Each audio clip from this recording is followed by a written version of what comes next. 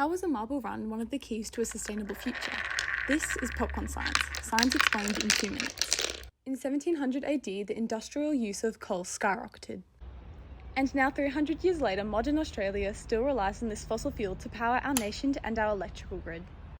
But fossil fuels like coal are a finite resource, not to mention the pollution they cause and the vast amounts of carbon dioxide they produce that has driven climate change.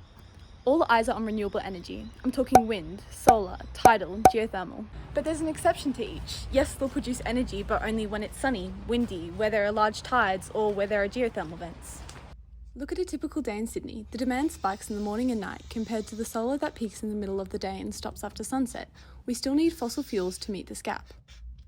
An alternative is energy storage for renewables that can bridge this gap. Energy storage is capturing energy to use at a later time, often done where electricity is turned into potential energy which can turn back to electricity by driving a generator when demand is high and supply is low. A marble run might not be the key to a sustainable future, but it helps model a form of energy storage, pumped hydro. At the top of the dam, the water has gravitational potential energy that as it flows down is transformed into kinetic energy. The water spins the turbine, generating electricity.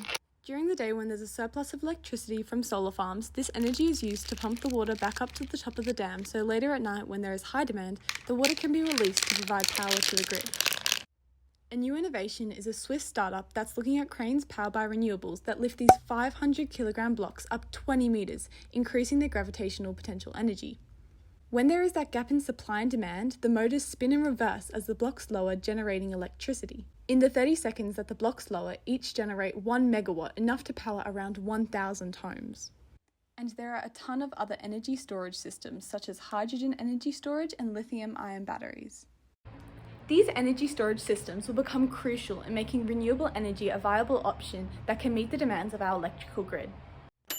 And that's all for Popcorn Science.